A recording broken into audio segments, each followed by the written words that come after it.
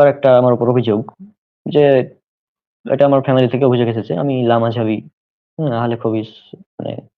তো এটা হচ্ছে আমার পোস্ট দেখুন, জুলাই 17, 2022 আমি পোস্ট দিয়েছিলাম যে কোনো একটা মাঝহাব মানা ফরজ, এটা আমি মনে করি না।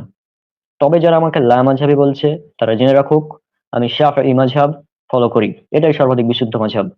আর শুধু এটা তো আমার পোস্ট করেছিলাম 2022-এ। হ্যাঁ, আর আমার প্রোফাইলটা ভালোভাবে লক্ষ্য করুন, এই যে দেখুন এখানে স্পষ্ট আমি মুসলিম, বিজ্ঞান ও তুলনামূলক ধর্মতত্ত্বের ছাত্র, আকীদা মানহাজে সালাফি, উসুলে সাফি মাযহাব। হুম এটা আমি আমার প্রোফাইলের অ্যাবাউট লিখে রেখেছি আজ থেকে প্রায় 3 বছর আগেই। তারপরেও মানুষ বলবে, বলতেই পারে, সমস্যা নেই। তো মূল কথা হলো যে যদি তোমরা মনে করো যে একজন নির্দিষ্ট ইমামের মাঝহাব মানা ফরজ, তাহলে আমি লামাঝাবি, সমস্যা নেই।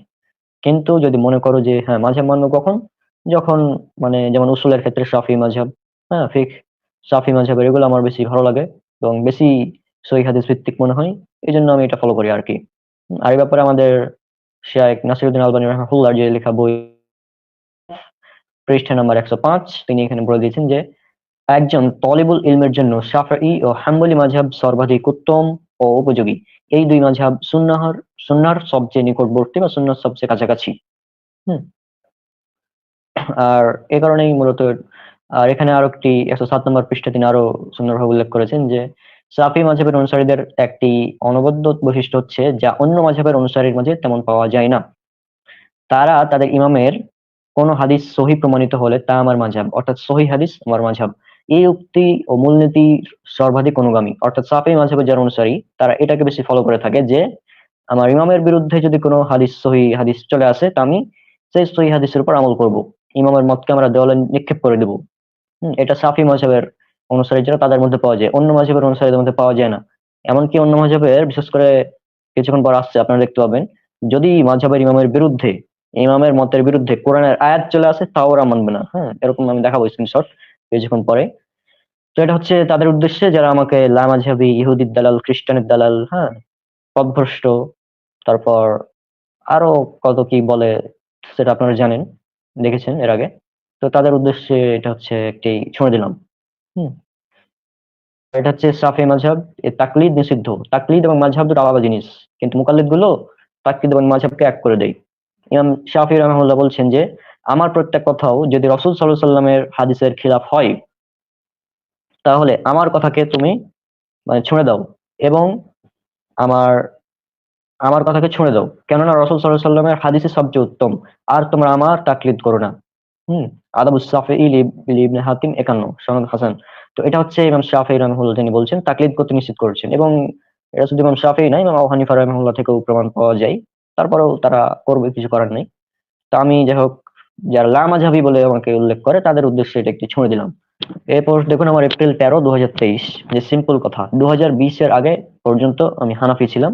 এরপর থেকে আমি শাফিঈ, গায়রে মুকাল্লিদ। কারো সমস্যা থাকলে আনফ্রেন্ড করতে পারেন।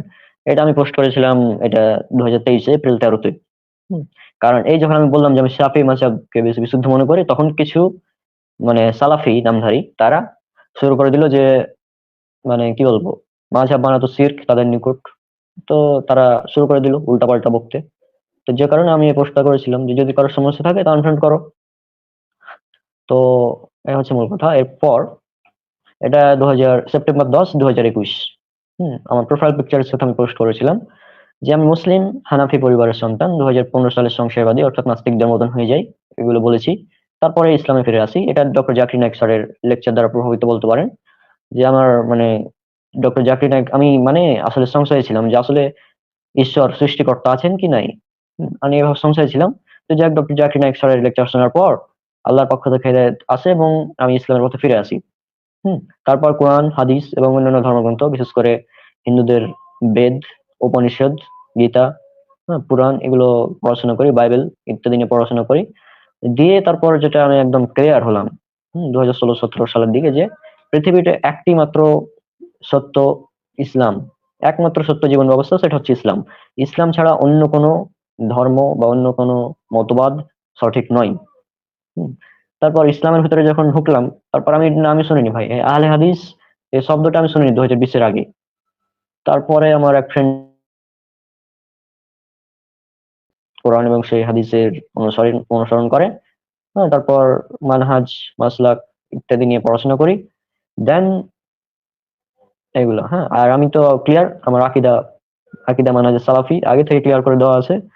আর প্রচলিত 4টি মাযহাব যে আছে, হানাফি, মালিকি, শাফি, হাম্বলি, এছাড়াও আরো অনেক মাযহাব ছিল, যেমন জাহেরি মাযহাব, হ্যাঁ, ইমাম দাউদ জাহেরির মাযহাব, সুফিয়ান সাওরীর মাযহাব ছিল, এছাড়া আরো অনেক ইমামের মাযহাব ছিল। তবে সেই মাযহাবগুলো টিকে নেই। যাই হোক, এই 4টি মাযহাব পৃথিবীতে বর্তমানে রয়েছে।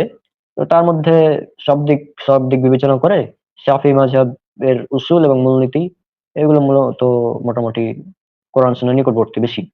হুম। আর আমি বলে দিয়েছি যে আমার হাম্বলি এবং শাফি মাযহাব বেশি পছন্দ। আর শাফি এজন্য নিজেকে বলে থাকি। আর এবং আমি অমুসলিম, নাস্তিক, খ্রিস্টান, ইহুদি যারা রয়েছে তাদের জন্য আমার পরিচয় আমি মুসলিম যথেষ্ট। আর মুসলিমদের মধ্যে যেহেতু অনেকগুলো ফিরকা দল রয়েছে, তৈরি হয়ে গিয়েছে, তো তাদের উদ্দেশ্যে আমার আকীদা মানহাজ সালাফি আহলে সুন্নাহ ওয়াল জামাতের যে আকীদা। আর আমি মূলত সালাফি আহলে হাদিস। আর আমি নিজেকে আহলে হাদিস প্রথমে বলিনি, মানুষ আমাকে বলা শুরু করেছে যে রনক আহলে হাদিস হয়ে গিয়েছে, মানুষ বলেছে। তো সেই জন্য আমি তাদের, যেহেতু তারা বলছিস বল, আমি তো বলি, আমি তো লিখে রেখেছি আমি সাফি মাযহাবের ফলো করি। তারপরেও লামাঝাবি আহলে হাদিস, কিছু করার নাই।